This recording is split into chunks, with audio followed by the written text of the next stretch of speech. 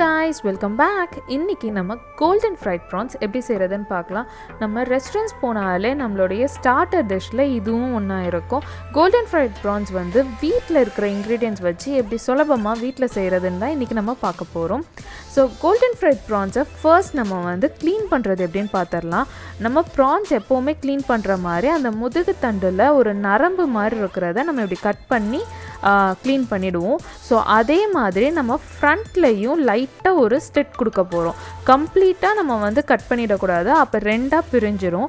ஏன்னா back side முதுகு தண்டுலேயும் நம்ம லைட்டாக ஸ்லிட் கொடுத்துருக்கோம், அதே மாதிரி ஃப்ரண்ட்லேயும் கொடுக்கறதுனால நம்ம ஃப்ரை பண்ணும்போது இது வந்து ஷ்ரிங்க் ஆகாது.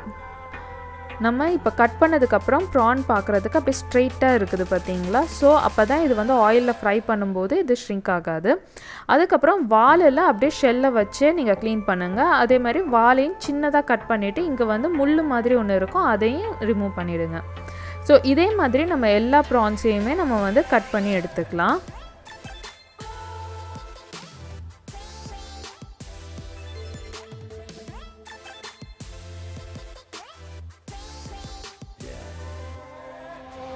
இப்போ ப்ரான்ஸ் எல்லாத்தையும் நான் ஒரு பவுலுக்கு ட்ரான்ஸ்ஃபர் பண்ணிவிட்டு இதில் 1 டீஸ்பூன் மிளகாய் தூள், கூடவே கொஞ்சமாக உப்பு, ஒரு பாதி லெமனுடைய ஜூஸ் சேர்த்து இதை நல்லா மிக்ஸ் பண்ணி ஒரு 15 மினிட்ஸ் இது மேரினேட் ஆக வச்சிடலாம்.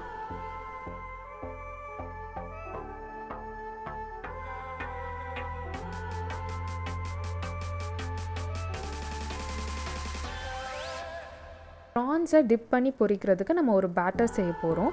ஸோ அந்த பேட்டருக்கு 3/4 கப் மைதா, 1/4 cup cornflour, baking powder 1/2 teaspoon, garlic powder 1/2 teaspoon, அதுக்கப்புறம் தேவையான அளவு உப்பு சேர்த்து இதை நல்லா ஃபஸ்ட்டு மிக்ஸ் பண்ணிடலாம். இப்போ இது கூட 1 டேபிள் ஸ்பூன் அளவுக்கு நான் கெட்டியான தயிர் சேர்த்துக்கிறேன். தயிர் சேர்த்துட்டு இதில் கொஞ்சம் கொஞ்சமாக தண்ணி சேர்த்து இதை ஒரு பேட்டர் கன்சிஸ்டன்சிக்கு இதை ரெடி பண்ணிக்கலாம். எனக்கு சரியாக வந்து 1/2 கப்புக்கும் குறைவாக தான் வந்து தண்ணி தேவைப்பட்டுச்சு.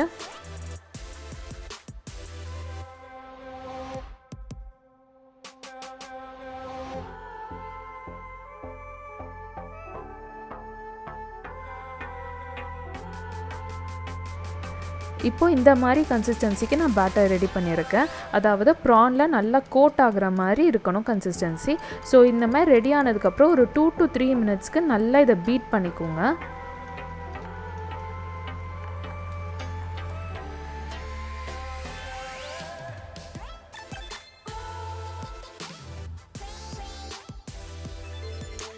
இப்போ ஆயில் வந்து மீடியம் ஹாட் ஆயிலாக இருக்கட்டும் குக் பண்ணுறதுக்கு. அதாவது இந்த பேட்டரை நம்ம உள்ளே சேர்க்கும்போது ஒரு 2 to 3 செகண்ட்ஸ் கழித்து அந்த பேட்டர் வெளியில் வரணும். ஸோ அந்த மாதிரி இருக்கும்போது அது மீடியம் ஹாட்டாக இருக்குன்னு அர்த்தம். ஸோ அந்த மாதிரி டைமில் நம்ம இந்த ப்ரான்ஸ் மேரினேட் ஆன ப்ரான்ஸை இந்த பேட்டரில் டிப் பண்ணி நம்ம வந்து ஆயிலில் போடலாம். ஆயிலில் போடும்போது ஜஸ்ட் பி கேர்ஃபுல், பிகாஸ் ஏன்னா வந்து அந்த ப்ரானை வந்து நம்ம ஷெல் வந்து அந்த டெயிலில் இருக்கிறதுனால அதில் வாட்டர் கண்டென்ட் ஜாஸ்தி இருக்கிறதுனால அது நிறைய அந்த ஸ்ப்ளட்டர் ஆக சான்சஸ் இருக்குது. ஸோ அதனால் ஜஸ்ட் பி கேர்ஃபுல். நம்ம உள்ளக்கு ட்ராப் பண்ணோடனே நம்ம அந்த மாவு பேட்டர் வந்து அப்படியே பஃபியாக ஆகும். ஸோ அது நம்மளுக்கு நல்லா தெரியும். நல்லா கிறிஸ்பியாக கோல்டன் ப்ரௌன் கலர் வர வரைக்கும் இதை நல்லா மீடியம் ஹாட் ஆயிலே ஃப்ரை பண்ணிக்கோங்க. அதே மாதிரி ஓவர் க்ரௌட் பண்ணாதீங்க. ஓவர் க்ரௌட் பண்ணால் ஆயிலோட டெம்பரேச்சர் கம்மியாகி குக்கிங் ரொம்ப லேட் ஆகும், இல்லை சம்டைம்ஸ் சாகியாக கூட ஆகிடலாம்.